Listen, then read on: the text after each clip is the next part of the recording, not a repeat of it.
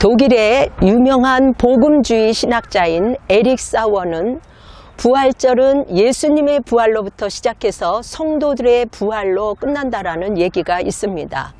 예수님의 부활과 우리의 부활 사이에 우리가 살고 있다라는 건데요. 예수님의 부활이 주는 믿음의 능력으로 우리의 부활을 향하여 달려가는 사람들이라는 것이죠. 스위스 신학자 중 한 사람은 부활 설교는 짧으면 짧을수록 좋다. 왜냐하면 예수님의 부활은 설명이 필요 없는 너무나도 분명한 역사적인 사건이기 때문이다 라고 했습니다. 오늘은 전 세계 교회가 함께 지키는 부활절 아침입니다. 부활이 기독교에서 핵심 진리임에도 불구하고 부활은 이해하기가 매우 어렵습니다. 왜냐하면 부활은 많은 사람들에게 매우 생소하고요.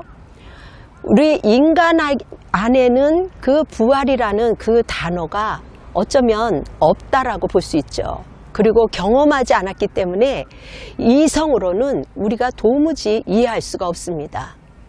그래서 부활을 교회를 다녀도 잘 못 믿는 겁니다.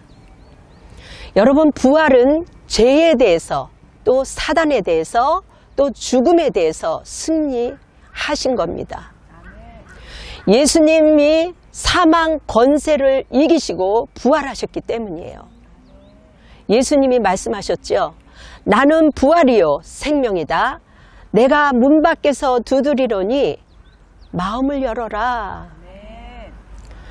우리 주님께서는 우리를 살리시기 위해서 고난에 뛰어들어갔습니다. 고난 뒤에는 그 죽음이 자리 잡고 있었지요. 예수님께서 죽어서 장사된 지 3일 만에 무덤 문을 활짝 열고 살아나신 겁니다. 하나님이 예수님 안에서 우리를 살리기 위해서 살아나신 것이죠. 우리 주님은 지금도 우리들의 마음을 두드리면서 마음의 문을 닫지 말아라. 마음의 문을 신선하게 열어서 그동안 닫혀 있었던 냄새, 이 모든 것들을 청산하고 청결하기를 바란다라고 주님은 말씀하고 계십니다. 마음의 문을 활짝 여시고 여러분들이 부활을 받아들이면 우리 안에 부정적인 생각, 의심의 생각들이 다 사라지는 거죠. 여러분, 부활은 그 어떤 종교도 또 그 어떤 사람도 흉내낼 수 없는 사건이에요. 예수님이 부활에 있었기 때문에 기독교는 우리가 생명의 종교라고 말하고 있습니다. 소설이나 여러분 그런 것이 아니라 역사적 사실이기 때문에 우리가 믿는 것이죠. 예수님은 부활하신 후에 여러 사람에게 여러 차례 나타나서 보여주셨고요. 지금 이 시대에도 여전히 우리에게 보여주십니다. 성경에 보면 첫째, 막달라 마리아가 그녀와 함께 이제 여인들이 예수님의 그 무덤에 가서 결국 부활하신 모습을 보게 됩니다.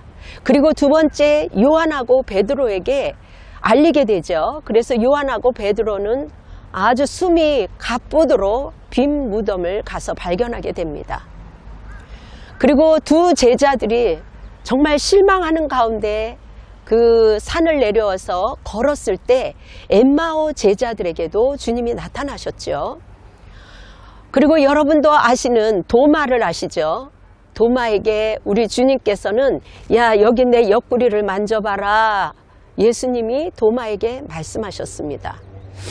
또 야고보에게, 또 120명 제자들에게, 또 사도 바울을 만나 주셨습니다. 여러분, 스데반이 맞아 죽을 뻔했는데 예수님을 만나게 되었습니다. 여러분, 그 요한계시록을 보면 사도 요한이 반모섬에서 갔는데 예수님이 태양처럼 빛나는 모습을 보고 그 얼굴을 보았다라고 기록되어 있죠. 뿐만 아니라 성경에 약 500여 명 정도가 부활하신 예수님을 직접 만났다라고 기록되어 있습니다. 그 많은 부활의 목격자들 중에 두 제자 이야기가 오늘 본문에서 나오는데요. 바로 엠마오가 내려가는 두 제자가 이제 예수님을 만나게 됩니다. 그리고 둘이서 이제 이야기하는 가운데 예수님이 태연스럽게 성경을 풀어주는 그러한 이야기가 있죠. 부활하신 예수님께서 이제 몰랐는데 축사할 때야, 그때서야 이제 제자들의 눈이 밝아지는 겁니다. 여러분, 축사가 뭐예요? 축복하고 기도할 때입니다. 그럴 때 눈이 밝아졌다라는 거죠. 그 전에는요, 자신과 함께 동행했던 그 예수님을 도무지 알아볼 수가 없었습니다. 그런데 눈이 뜨니까 그분이 예수님이라는 것을 알고 막 뜨거운 가슴으로 예루살렘에 막 달려가죠. 그리고 11 제자들에게 부활하신 예수 그리스도를 이야기를 합니다. 이 내용을 오늘 말씀을 통해서 부활하신 예수님을 만나자라는 제목으로 우리가 함께 은혜 받기 원합니다. 부활하신 예수님을 만난 두 제자는 첫째, 눈이 밝아졌습니다. 그들의 눈이 밝아져 그인 줄 알더라 라고 성경은 기록되어 있죠. 그들의 눈이 가려워져서 그인 줄, 예수인 줄 알아보지 못했던 것입니다. 여러분, 두 제자는요, 눈이 가려워졌다라는 거는요, 예수님이 이상해서 보이지 않아서 그런 것이 아니죠. 그들이 영안이 가려워졌기 때문에 이제 믿음의 눈으로 보지 못하고 믿지 못했기 때문에 보지 못했던 것입니다. 우리가 예수님을 믿는다고 하면서 우리 안에 불신앙 때문에 가리워져서 예수님을 보지 못하는 경우가 많이 있습니다. 하나님이 계속 환경을 통해서, 자연을 통해서 여러 가지 우리에게 말씀을 들려주시는데도 불구하고 눈이 가리워져 있고 귀가 막혀 있으면 우리 안에 불신앙으로 하나님이 믿어지지 않는 것이죠. 오늘 본문 30절 31절에 부활하신 예수님께서 제자들과 음식을 잡수실 때에 떡을 떼어주시면서 축사하시고 그리고 그들과 함께 있을 때 제자들의 눈이 밝아지기 시작했습니다. 영의 양식을 먹을 때, 우리가 말씀을 들을 때 우리가 믿음이 생기는 것이죠. 마치 오순절에 성령이 임할 때 모인 무리들이 귀가 열리고 눈이 열리고 입이 열려졌던 것처럼 우리 성경에 보면 고난에 승리한 욥기 여러분들이 아실 것입니다.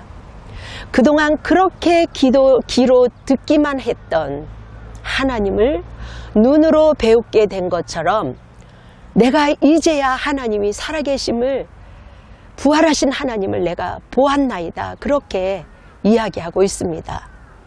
부활하신 예수님께서 친히 찾아오셔서 기도해 주실 때 제자들의 눈이 밝아진 것처럼 우리도 그리스도 안에서 정말 기도할 때, 그리고 기도를 받을 때, 말씀을 먹을 때 눈이 밝아지는 것을 우리가 경험할 수 있습니다.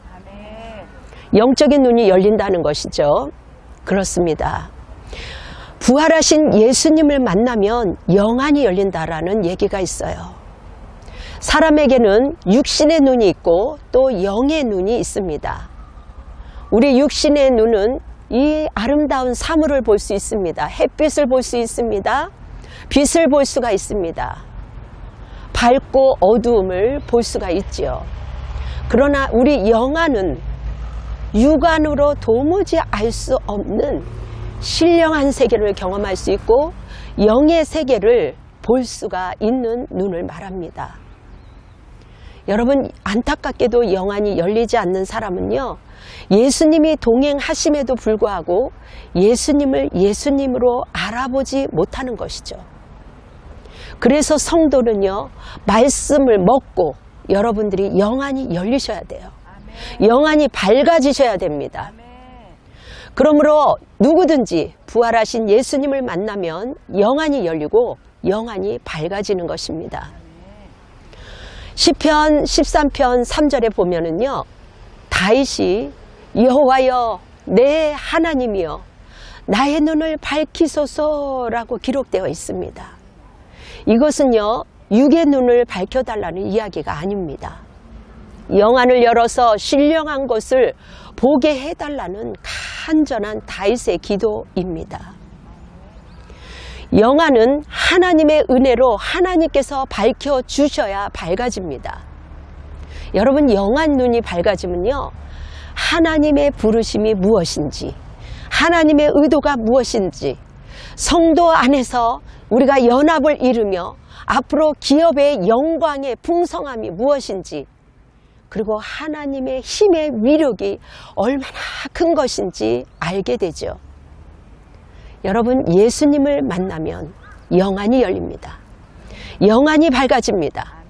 하나님의 진리를 제대로 깨닫게 되는 것입니다. 저기 그 김성로 목사님이라는 분이 계시는데요. 그분이 하시는 말씀은 하나님의 승부수는 정말 부활에 있다라고 강조하고 있습니다. 부활의 신앙, 우리가 부활을 믿으면 성경의 모든 진리를 분명하게 믿을 수 있게 된다라고 강조하고 있어요. 부활은 하나님의 주신 모든 사람이 믿을 만한 증거라고 사도행전 17장 31절 말씀하고 있습니다. 그리고 요한복음 2장 21절에 이 말씀을 통하여 매우 강조하고 있는데요. 죽은 자 가운데서 살아나신 후에야 주 하나님이 말씀하신 것을 기억하고 성경과 예수의 하신 말씀을 믿었더라. 아멘. 이렇게 믿을 때 우리가 부활하신 하나님을 경험하는 것입니다. 여러분, 부활을 만나고 제자들은 예수님께 하신 모든 말씀을 믿게 되었어요. 그전에는 겁이 많이 있었지요. 두려움이 많이 있었습니다. 사랑하는 여러분, 예수님께서 하신 이 모든 말씀을 믿으세요. 부활은 모든 하나님의 진리를 믿게 하는 통로가 되는 것입니다. 김성로 목사님 자신도요, 목사였음에도 불구하고 그 부활에 대해서 애매모호했던 그런 확실히 믿어지지 않는 날들이 있었다고 합니다. 그런데 기도 중에 엠마오로 가는 두 제자들처럼 눈이 밝아지게 되었던 것이죠. 부활하신 예수 그리스도를 만나면 눈이 밝아집니다. 여러분, 창조, 이 자연 만물을 창조하신 하나님, 그리고 창조와 타락, 천국과 지옥, 그 모든 하나님의 진리를 제대로 믿고 깨닫게 된다는 것이죠. 제자는요, 둘째, 마음이 얼마나 뜨거워졌는지 모릅니다. 그래서 그 11제자에게 달려갔지요. 할렐루야, 하나님께 영광이다. 환경은 변하지 않았어요. 그러나 그들 가운데 평강이 찾아온 것처럼 샬롬은, 하나님이 넣어주신 샬롬은, 평강은 완전한 승리요, 완전한 축복이요, 영원한 구원입니다. 그래서 그분은 살아계신 하나님이세요. 여러분도 사십니다. 아멘. 이곳에 있는 우리 모두도 다 사는 거예요. 부활의 터치가 여러분들에게 계속 있기를 바랍니다. 여러분, 엠마오로 내려가는 두 제자가 근심스러웠어요. 너무나도 슬펐습니다. 예수님에 대한 사랑과 열정이 모두 식어버렸습니다. 부활하신 예수님을 만나서 그 다음에 마음이 뜨거워졌다라고 성경은 기록되어 있습니다. 두 제자가 부활하신 예수님을 만나 말씀을 듣는 중에 은혜를 받았다라는 것이죠. 여러분, 성도는 말씀을 들을 때 은혜를 받아야 합니다. 말씀에 은혜 받으면 마음이 뜨거워집니다. 여러분, 존 칼빈은요, 말씀의 수레를 타고 성령이 임한다 라고 말했습니다. 하나님을 찬양하고 하나님의 말씀을 선포할 때, 하나님의 영광스러운 말씀을 선포할 때 성령님이 우리 안에 임하신다라는 것이죠. 주의 종이 말씀을 풀어서 기도하는 가운데 주의 음성을 들으며 하나님의 말씀, 주님의 말씀을 찬양할 때, 선포할 때 성령님이 임하시는 겁니다. 그러므로 강단에서 주의 영광이 선포되는 주의 종의 설교를 통해서 여러분들이 은혜를 받아야겠다라는 그러한 간절한 마음이 있어야 되는 겁니다. 우리가 영적 뜨거움을 유지하기 위해서는, 우리가 저체온증에 내려가지 않기 위해서는 부활하신 예수님을 꼭 기억하시고 여러분들이 만나야 되는 거죠. 성경에서 역사하시는 가장 중요한 일이 부활을 증거하는 일이기 때문입니다. 여러분, 성령이 오면요, 제자들도 얼마나 말씀을 외쳤는지, 그렇게 죽을까봐 벌벌벌 떨었었던 그 제자들이요, 어디에서 그렇게 힘이 나는지 예수 그리스도의 증인으로 세워지게 됩니다. 성령을 경험하고 나서 가능한 것이죠. 이 일은요, 바로 예수님의 부활입니다. 성령은 부활과 함께 이렇게 함께 강력하게 역사하는 겁니다. 사도들이 외쳤습니다. 지금도 성령 받은 사람들은 하나님의 생명을 끊임없이 외치고 있습니다. 여러분, 사도 바울도 강력한 빛 가운데 이제 부활하신 예수님을 만나고 나서 자기가 믿었던 하나님이 정말 잘못 믿었던 하나님이구나, 그리고 잘못된 열정을 갖고 있었구나 회개하는 가운데 그는 정말 성령의 부활과 함께함으로 인해서 이제 주님의 일에 목숨을 거는 일을 하게 됩니다. 여러분은 살아가면서 몇 대를 맞았습니까? 옛날 어른들은 군대에서 많이 이제 맞았던 경험을 제가 들었는데, 요즘에는 군대에서 이제 그런 일이 없는 것 같습니다. 여러분들은 몇 대 맞아보셨나요? 사도 바울은 수도 없이 맞았습니다. 감옥에서도 여러 차례 들어갔습니다. 그는 굶었습니다. 헐벗었습니다. 어려운 시간도 그 복음을 증거하기 위해서 견뎌야만 했습니다. 바울의 마음속에 얼어붙은 그 마음이 녹아지면서 부활하신 그 예수님을 만난 이후로 그는 완전히 삶이 달라지기 시작한 겁니다. 제가 존경하는 목사님의 아버지는 사업을 하다가 실패했습니다. 너무 빚더미에 올라서 나 혼자 죽으면 괜찮겠지 하고 기도원에 들어갔다가 부활하신 예수님을 만나고 성령의 불을 담아 돌아오셨어요. 아들에게 하는 말이, 내가 돈을 잃었다. 내가 내 인생을 잃었다. 가족을 사랑한다는 이름으로 나는 내가 너무나도 지나친 욕심을 내었다. 지금은 가난하고 모든 것을 잃어서 내가 너에게 부귀 영화를 줄 수는 없지만 내가 영원하신 생명, 부활의 하나님, 내 안에 있는 샬롬의 하나님을 너에게 주겠다. 내 안에 예수로 살아가니 너무 기쁘구나. 그 어려운 상황을 다 견뎌내고 다시 일어서는 그런 놀라운 이야기를 경험하게 되었습니다. 제가 최근 방송에서 강남 고급 술집 마담이 이제 간증하는 이야기를 듣게 되었습니다. 그녀는 자기의 과거를 지워버리고 싶지 않겠어요? 그런데 자신의 흑 역사, 여러분 흑 역사는 뭐예요?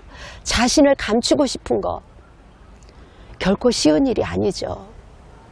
그녀는요 10% 안에 드는 마담이었습니다. 업주가 되었습니다. 그리고 인생의 모든 가치를 돈에만 가치를 두고 살았어요. 그런데 계속 채울 길이 없을 만큼 갈증이 느끼는 거죠. 공허함이 찾아왔습니다. 외로움이 찾아왔습니다. 남편도 있고 딸도 있는데 마음의 허전함을 달랠 길이 없었어요. 그래서 술과 도박과 중독에 찌들려 살았습니다. 그렇게 역비공같이 불안한 생활을 하면서 살았지요. 그런데 어느 날 장난으로 시작한 카지노 도박에 빠져서 통제 능력이 상실되면서 수억이라는 돈을 잃어버렸습니다. 그녀는 계속해서 우울증과 자살 시도를 합니다. 깊은 수렁에서 인생의 벼랑 끝에서 그녀의 온 삶을 송두리째 바꿔버린 예수님을 만난 한신영 씨. 그녀는 어느 날 그렇게 좋아했던, 동경했던 탤런트의 죽음을 통해서 죽음의 문제를 직면하게 되었습니다. 교회를 다니는 사람들은 미련한 사람으로 보았습니다. 그리고 예수님이 가상인물인 줄 알았습니다. 그런데 친정오빠의 권유로 요한복음 2장 22절 말씀을 읽는 가운데 죽은 자 가운데서 살아나신 후에야 제자들이 말씀하신 것을 기억하고 성경과 예수께서 하신 말씀을 믿었더라. 말씀을 믿게 된 겁니다.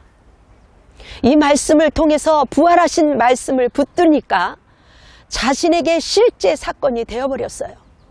역사적 사실이 완전히 믿어졌던 것입니다. 그녀의 고백이 얼마나 강한지, 강렬한지, 나도 나 자신을 도무지 용서할 수 없는 괴물 같은 나를 위해서 예수님이 나를 대신하여 십자가에 죽으시고 부활하셔서 나의 주인이 되셨습니다. 그분이 나의 실제가 되는 순간 내가 꼬꾸라지게 되었습니다. 그리고 나는 살았다. 이제는 나는 살았다. 그리고 어느 날 7, 8년 동안 연락이 없었던 남편이 돌아오는 기적이 있었고, 그리고 헤어졌던 딸, 엄마를 원망했던 그 딸이 이제 돌아와서 새로운 원가족을 이루며 가족이 회복된 것입니다.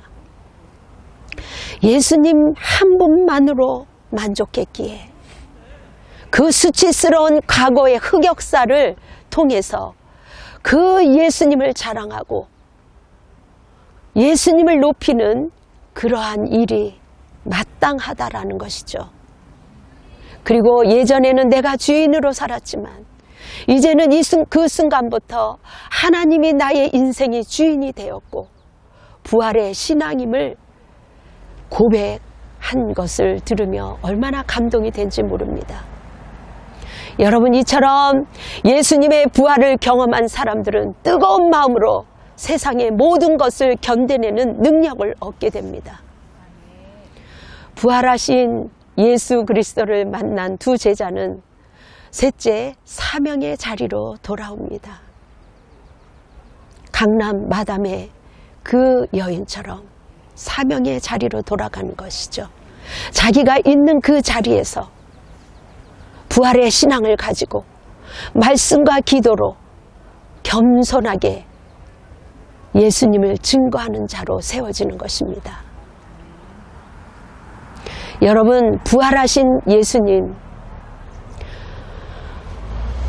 예루살렘의 그 사명자, 그 자리에 이제 12제자가 가게 되죠.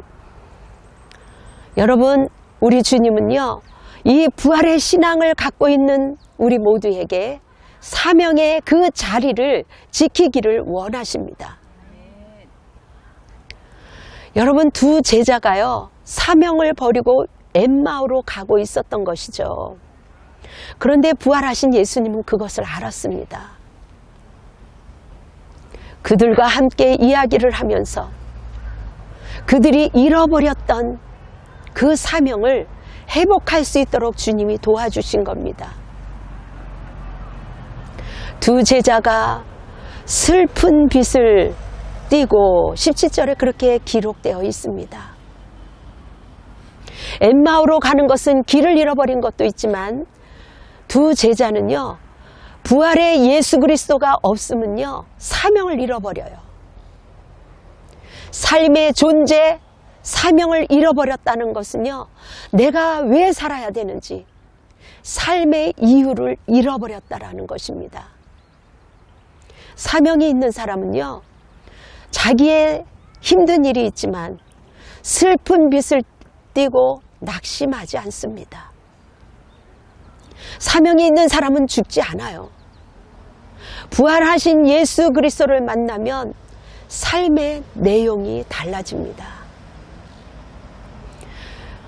여러분, 죽은 예수를 믿으면 아무런 능력이 나타나지 않아요. 살아계신 예수 그리스도를 믿는 사람은요, 반드시 달라진 삶, 사명을 감당하는 삶을 살게 되어 있습니다. 핍박자 사도 바울이 달라져서 전도의 사명을 살고 감당했던 것처럼 부활하신 예수를 만난 사도 바울은 압박이 와도 상관이 없어요. 얻어맞아도 상관이 없어요. 그럴 때마다 부활하신 예수님을 붙들었습니다. 나에게 사명이 있으면 주님이 살려줄 거야. 자신을 통로 삼아 부활하신 예수님을 전할 수만 있다면 내가 어디든 복음을 전할 거라는 그 강렬함이 사도 바울에 있었습니다. 두려움에 갇혀 있을 뻔한데도 불구하고 담대한 사명자로 갈 수 있었던 것은 부활하신 하나님을 경험했기 때문입니다. 여러분, 부활이 완전한 역사임을 믿었기에 달라지는 것처럼 제자들이 목숨을 다할 때까지 부활의 예수님을 증거했습니다. 제가 요즘에 병원에 이제 가서 가끔 환자를 위해서 기도를 해주고 있는데요.